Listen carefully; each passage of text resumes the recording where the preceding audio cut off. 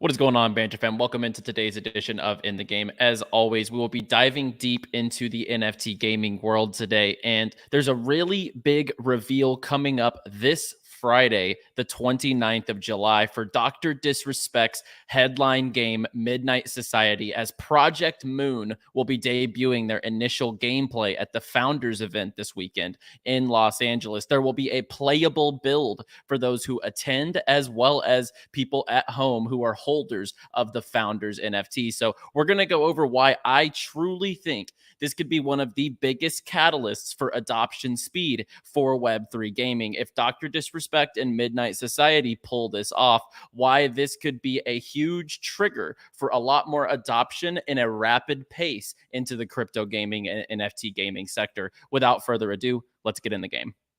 T-minus 15 seconds. Guidance is internal. 12, 11, 10, 9. Ignition sequence start.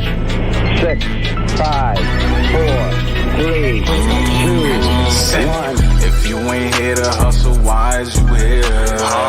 But if you here to hustle, the moon is near. It's crypto Banter, not financial advice. If you don't listen, what's the cost, what's the price? This ain't a game, put you on game. I know you don't play, but ain't a cent. If you ain't here to hustle, why is you here? But if you here to hustle, the moon is near. It's crypto Banter, not financial advice. If you don't listen, what's the cost, what's the price? This ain't a game, put you on game. I know you don't play, but ain't here to play. If you get lost, show you the way.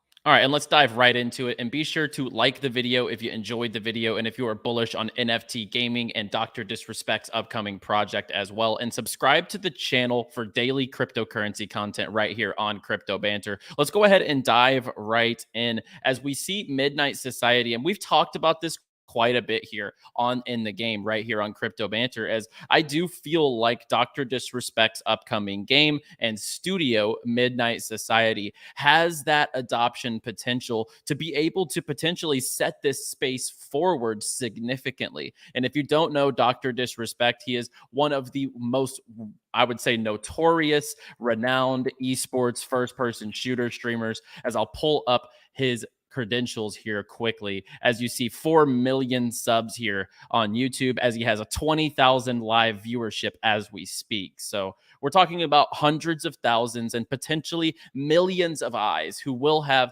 eyes on Midnight Society. And as we see here, Jake Lucky, who's an esports reporter and kind of keeps in that know with streamers and esports, etc., he says, this Friday we will see the first public gameplay for Dr. Disrespect's developing game. The playable snapshot will be revealed at the event in Los Angeles, but also playable to variant holders at home. So as we know, their variant, there's 10K, it's a 10K set, so there's 10,000 pieces in the Founders variants, and each of those will have an access key to be able to test out the game this Friday. And as we see, Robert Bowling, who's one of the key developers for Midnight Society, 1 week, Los Angeles, playable build, in-person event, variant guide reveal, and developer roundtables. So it seems like on Friday, the 29th, we're going to get a lot more of an inside look inside of what is going on with Midnight Society from a development standpoint for the variants and the things that it's going to bring to the table as far as utility.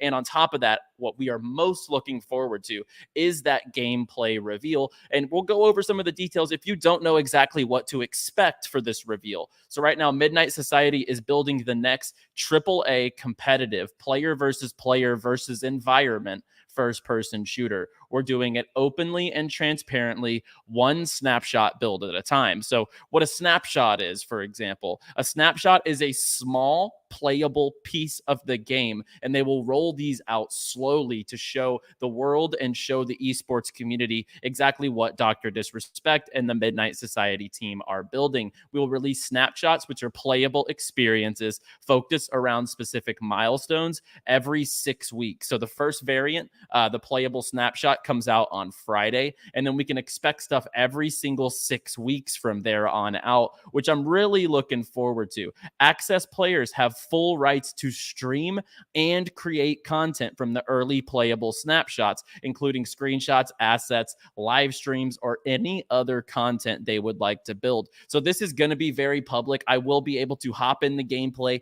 this weekend myself and be able to deliver a hard, very unfiltered review on what the game feels like and if this is going to be one of those true catalysts for mainstream adoption. Because with the crowd that will be seeing this game with Dr. Disrespect behind it, he'll be streaming this on his YouTube platform with 4 million subscribers. I think his Twitter has 2 million followers as well. This is going to have enough eyes on it to catch that attention. People will want to play the game because Dr. Disrespect is playing it. In the Twitch community, YouTube gaming, etc., players latch on to those games that their favorite creators are playing, and you have a potential of 4 million plus eyes on Disrespect's YouTube, which potentially could catch wind and be able to hop into this game eventually. And the hype, if they don't own a variant, they'll be on the outside looking in until the full build comes out. So there will be some anticipation built up from the two-time, aka Dr. Disrespect, that's his nickname,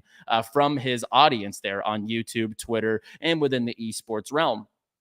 Project Moon is a vertical extraction shooter. So as you see here, this is just kind of basic art, but as you see, there's this tower in the middle. So it's a battle royale in this tower structure. So it's a vertical extraction shooter. High-level gameplay goals are to capture the essence of an arena shooter level design with the scale and the scope of battle royale player counts and the session-to-session gameplay mechanics of extraction-based shooters. So battle royale, think Fortnite, Warzone, PUBG, etc. And then extraction-based gameplay, think Escape from Tarkov. And it's going to be in a vertical structure, as they say, the vertical extraction shooter, as we see some of the base level like map builds, a part of the tower, and details on the snapshots. So we'll go over that in just a second, but not a lot has been revealed. But it is a vertical battle royale. Like other battle royales, there will be a lot of players in every match. Think hundreds of players inside of this tower-based structure. There will be parkour-like mechanics and customizable hangouts. So it sounds like they're going to take the movement mechanics from an Apex Legend and a Warzone and all these games over time and really mash them up into a ball here, which kind of encompasses a lot of our favorite elements, from movement to gameplay to the battle royale system, based on also an extraction method. It's going to be very unique structurally. And when you think of Dr. Disrespect, here's one key thing.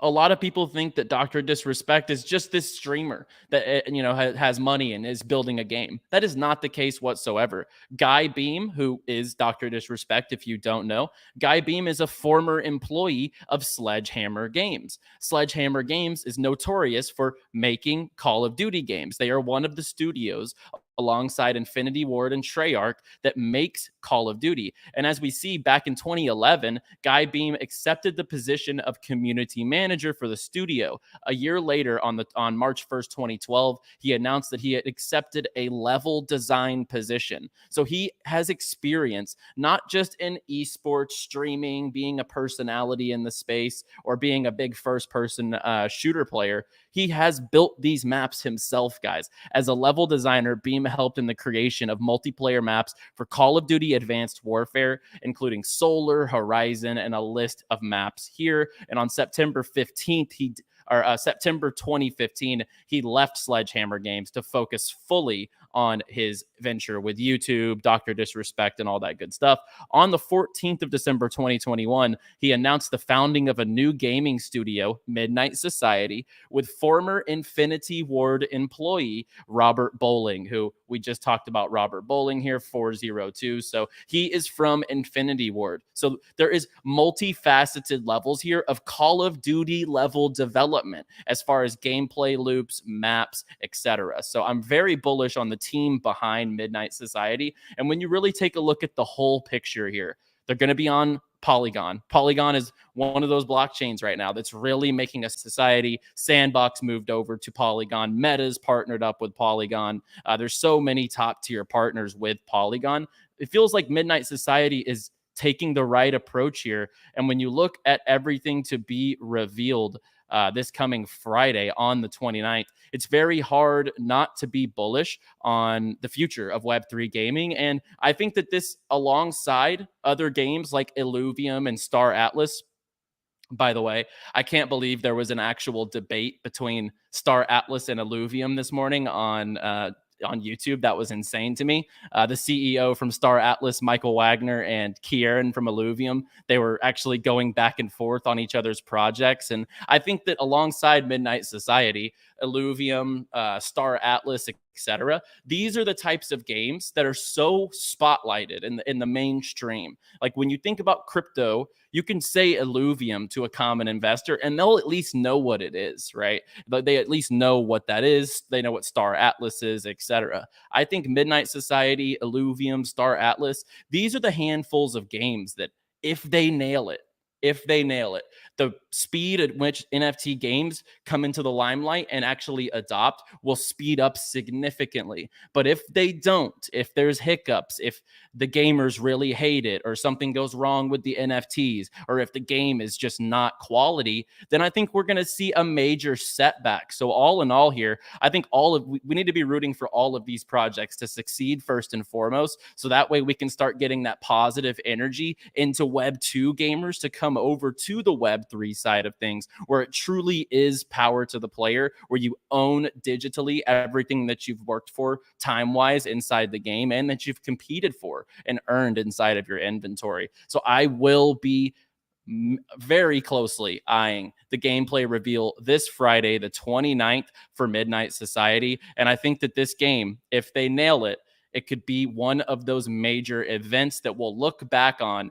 and say, remember when Dr. Disrespect's game came out and how many people onboarded and how many eyes came over to the Web3 gaming side of things in a positive light, right? In a positive light. We can't have any more of these $600 million Axie hacks, Minecraft bans NFTs, Steam bans NFTs, because those make the news, but they make the news in a negative light. We need positive enforcers like Midnight Society to come to the table and really sweep people off their feet with their gameplay. So I will definitely report back on the gameplay that we see on Friday, and I will have a show next week with gameplay footage. I'll go in myself and get that gameplay footage. I'm excited to hop in to this AAA experience built by Midnight Society, and I will bring that here to end the game. If you enjoyed the video, be sure to drop a like on the video. And if you are bullish on the future of NFT gaming, just like I am, be sure to like and subscribe to the channel. I am live here multiple weekdays a week on In the Game with everything you need to know across the NFT gaming,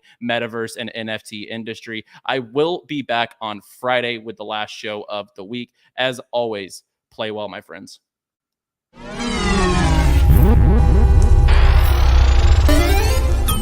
Mm-hmm.